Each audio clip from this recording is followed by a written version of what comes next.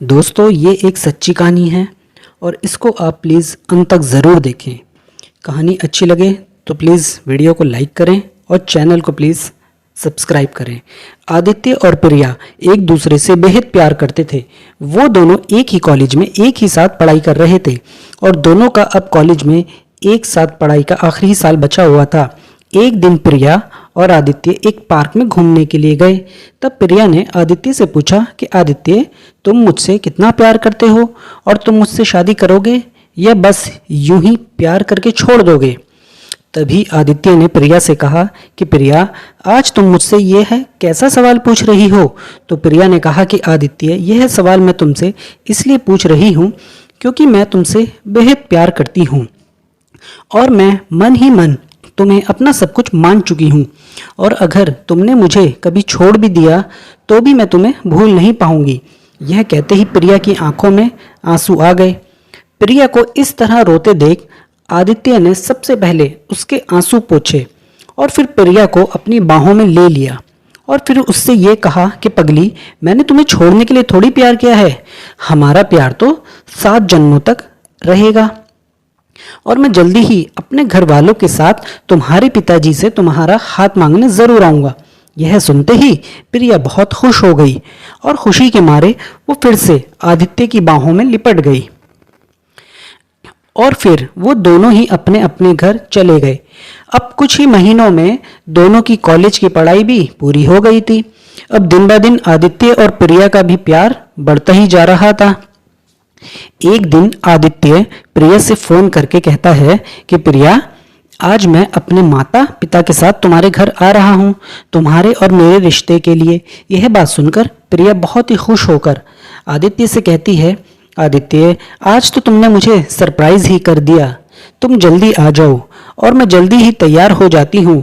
तो करीब 1 घंटे में ही आदित्य और उसके माता पिता प्रिया के घर पर पहुंच जाते हैं। लेकिन जब आदित्य प्रिया के घर पहुंचता है तो वो क्या देखता है कि प्रिया का तो इतना बड़ा घर था और वह मन ही मन यह सोचता है कि शायद प्रिया के पिताजी बहुत ही अमीर हैं, लेकिन हमारा परिवार तो इनके आगे कुछ भी नहीं। तभी आदित्य ने प्रिया के घर की बैल बजाई। बैल बजते ही प्रिया समझ जाती है कि आदित्य आ गया और वो अपने नौकर को ना कहकर खुद ही दरवाज़ा खोलने चली जाती है और आदित्य व उसके परिवार का स्वागत करती है और उन्हें अंदर लेकर जाती है। अंदर जाते ही आदित्य के माता पिता इतने बड़े घर को देखकर यह सोचते हैं कि पता नहीं प्रिया के पिताजी यह रिश्ता करेंगे या नहीं। तभी अचानक प्रिया के पिताजी भी आ जाते हैं और सभी के लिए नाश्ता पानी मंगवाते हैं। तो तभी आदित्य के पिताजी ने आदित्य के लिए प्रिया के पिताजी से प्रिया का हाथ मांग लिया।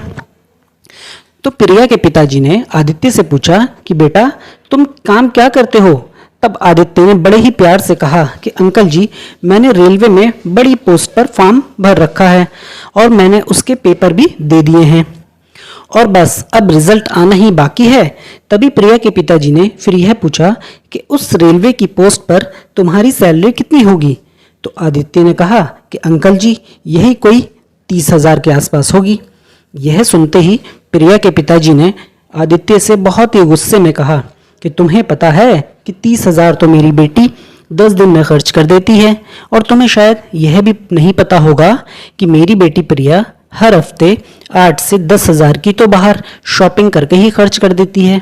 यह सुनते ही आदित्य के पिताजी ने भी गुस्से में प्रिया के पिताजी से यह कह दिया कि शायद आपको आपके इस धन दौलत पर बहुत ही ज़्यादा घमंड है। रखिए अपनी धन दौलत अपने पास और अपनी बेटी की शादी किसी करोड़पति लड़के से करवाना। तभी वो अपने बेटे आदित्य का हाथ पकड़कर यह कहते हैं कि चलो बेटा, हम तेरा रिश्ता कहीं और करवा देंगे। तभी आदित्य प्रिया के पिताजी के आगे हाथ जोड़कर यह कहता है कि अंकल जी, मैं आपकी बेटी से बहुत प्यार करता हूँ और प्रिया भी मुझसे बेहद प्यार करती है। तो प्लीज़ इस रिश्ते के लिए आप मान जाइए और आपसे मैं वादा करता हूँ कि मैं आपकी बेटी को जरा भी दुख नहीं रखूँगा।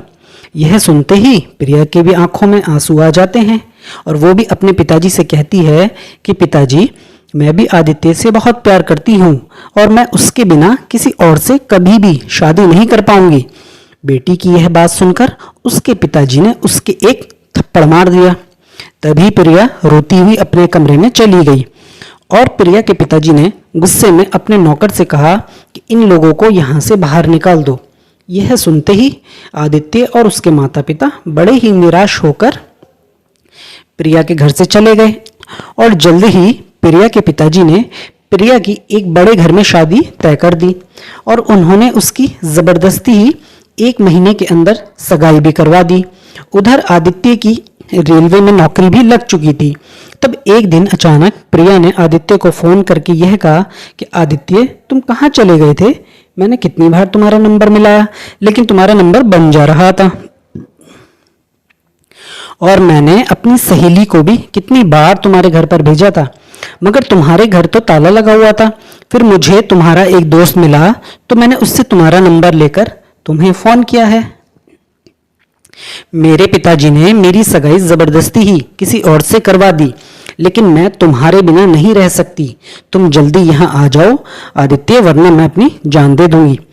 तब आदित्य ने कहा कि प्रिया, मैं भी तुमसे बेहद प्यार करता हूँ, लेकिन प्लीज तुम ऐसा कोई भी कदम मत उठाना कि जिसकी वजह से तुम्हारे घर वालों को शर्मिंदा होना पड़े।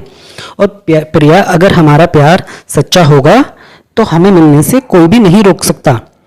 और प्रिया, अगर हमने घर से भागकर शादी कर भी ली तो तुम्हें पता है जीवन के आने वाले वक्त में हमारे बच्चे भी ऐसा ही करेंगे और फिर हमें भी बहुत शर्मिंदा होना पड़ेगा। इसलिए प्रिया, हमें प्यार पर पूरा विश्वास रखना चाहिए और उस भगवान पर भी जिसने हम दोनों को सच्चा प्यार करवाया। अब बस तुम वैसा ही करो जैसा तुम्हारे घर वाले तुमसे कह रहे हैं। यह बात कहते हुए आदित्य की आंखों में आंसू आ रहे थे, लेकिन उसने अपना सारा दर्द छुपाते हुए प्रिया को गलत कदम उठाने से बचा लिया। अब प्रिया ने रोते हुए आदित्य से यह कहा कि आदित्य, मैं तुम्हारे कहने से अपने परिवार की बात मानकर ये शादी जरूर कर लूंगी, मगर तुम यह बात याद रखना कि शादी करके किसी और के पास मेरा शरीर ही जाएगा, मगर मेरी आत्मा हमेशा सिर्फ तुमसे ही प्यार करेगी। यह कहकर प्रिया रोती हुई फोन को काट देती है। उधर आदित्य भी बहुत रोता हुआ जमीन पर बैठ जाता है। अब प्रिया की शादी का दिन भी आ गया और अब तो उसकी चौखट पर बारात भी आ गई थी। तभी अचानक जैसे ही प्रिया दुल्हन के जोड़े में सीढ़ियों से नीचे उतर रही थी, वैसे ही उसे बड़ी ही तेजी से चक्कर आ गए और वो चक्कर खाकर सीढ़ियों से नीचे की तरफ गिरती हुई चली गई और नीचे गिरकर वो बेहोश हो गई। और प्रिया के सर और पैर में बहुत ज्यादा चोट लग गई थी और शायद उसके पैर की हड्डी भी टूट गई थी। तभी प्रिया के पिताजी ने फटाफट एक एम्बुलेंस बुलवाई और जल्दी से वो उसे हॉस्पिटल लेकर गए। और तभी आदित्य के एक दोस्त ने आदित्य को भी फोन करके हॉस्पिटल ही बुला लिया। आदित्य को हॉस्पिटल में देखकर प्रिया के पिताजी उस पर बहुत गुस्सा होते हैं, मगर वहां उनके सभी रिश्तेदार होने के कारण वो उसे कुछ भी नहीं कह पाते। तभी डॉक्टर प्रिया का इलाज करके बाहर आते हैं तो प्रिया के पिताजी ने डॉक्टर से पूछा कि डॉक्टर, क्या अब मेरी बेटी ठीक है? तब डॉक्टर कहता है कि उनके पैर की हड्डी कुछ ज्यादा ही टूट गई, इसलिए हमने उसका छोटा सा ऑपरेशन कर दिया है और हाँ, अब शायद उसका पैर हल्का सा टेढ़ा भी रहेगा। यह कहकर डॉक्टर वहां से चला जाता है। तब प्रिया के पैर के बारे में सुनकर प्रिया के होने वाले ससुर ने उसी वक्त प्रिया से अपने बेटे की शादी के लिए बिल्कुल ही मना कर दिया। तभी प्रिया के पिताजी उसके आगे हाथ जोड़कर कहते हैं कि समधी जी, आप इस शादी के लिए कैसे मना कर सकते हैं? हमारी सारी तैयारियां हो चुकी हैं और आप ऐन वक्त पर इस शादी के लिए मना कर रहे हो। कृपया समधी जी, हमारी इज्जत को समझिए और इस शादी के लिए मना मत करिए। आप चाहें तो मुझसे 10 से 15 लाख रुपए और ले लीजिए, मगर मेरी बेटी को अपना लीजिए और मैं कुछ भी करके अपनी प्रिया का पैर बिल्कुल ठीक करवा दूंगा। तभी दूल्हे का बाप प्रिया के पिताजी का हाथ हटाते हुए गुस्से में कहता है कि तुम्हारी औकात ही क्या है? मेरे सामने तुम मेरे बेटे को क्या 10 से 15 लाख रुपए में खरीदना चाहते हो? तुम्हें पता भी है 10 से 15 लाख तो मेरा बेटा यूं ही खर्च कर देता है, और तुम्हारी बेटी के साथ अपने बेटे की शादी में इसलिए करवा रहा था क्योंकि तुम्हारी बेटी बहुत ही सुंदर थी, मगर अब तो उसका पैर ही टूट गया और हमारे यहाँ इसे अपशगुन कहते हैं। इसलिए मैं अभी के अभी तुम्हारी बेटी के साथ अपने बेटे का रिश्ता पूरी तरह तोड़ता हूँ। यह कहकर वो अपने बेटे और पूरी बारात को वापस लेकर चला जाता है और इस बात से दुखी होकर प्रिया के पिताजी हॉस्पिटल में ही बहुत रोने लग जाते हैं और उन्हें वो सारी बात याद आ जाती है जो उन्होंने आदित्य के पिताजी से कही थी और उनकी बहुत बेइज्जती भी की थी। उसी तरह आज उनकी भी बेइज्जती ही हो गई और पैसा भी धरा का धरा ही रह गया। यह बात सोचकर प्रिया के पिताजी बहुत दुखी हो रहे थे कि तभी अंदर से एक नर्स प्रिया को व्हील चेयर पर बाहर लेकर आई और प्रिया भी बहुत ही रोने लगी। तभी प्रिया के पिताजी ने रोते हुए प्रिया से कहा कि बेटी, अभी अभी तेरे होने वाले ससुर ने यह रिश्ता तोड़ दिया। वो दूल्हे और बारात को भी वापस ले गए। तभी प्रिया अपने पिताजी का हौसला बढ़ाते हुए कहती है कि पिताजी, जो होता है अच्छे के लिए ही होता है और आपकी बेटी का दूल्हा और बारात आपके बिल्कुल सामने ही खड़े हैं। तभी प्रिया के पिताजी देखते हैं कि आदित्य और उसके पिताजी और आदित्य के सभी दोस्त हाथ जोड़कर खड़े हुए थे। तभी प्रिया अपने पिताजी से कहती है कि पिताजी, अब फैसला आपके हाथों में है कि आपको अपनी धन दौलत के बराबरी वाला लड़का चाहिए या आपकी इज्जत करने वाला और मुझसे सच्चा प्यार करने वाला।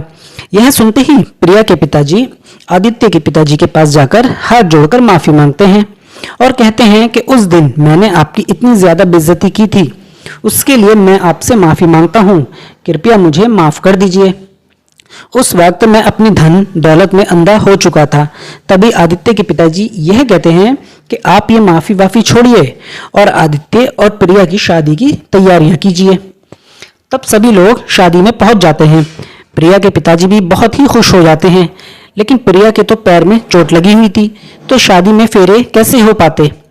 तभी आदित्य ने प्रिया को अपनी गोद में उठा लिया और गोद में उठाकर आदित्य ने सारी रस्में पूरी कर दी और आदित्य ने प्रिया से कहा कि मैंने कहा था ना प्रिया, अगर हमारा प्यार सच्चा होगा तो वह जरूर मिलेगा।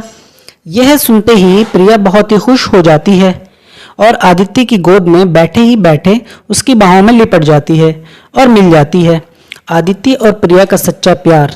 तो दोस्तों, इस कहानी में प्रिया के पिताजी को भी सबक मिल गया और आदित्य व प्रिया का भी प्यार मिल गया। धन्यवाद। कहानी अच्छी लगी हो तो लाइक करें, चैनल को प्लीज एक बार सब्सक्राइब करें।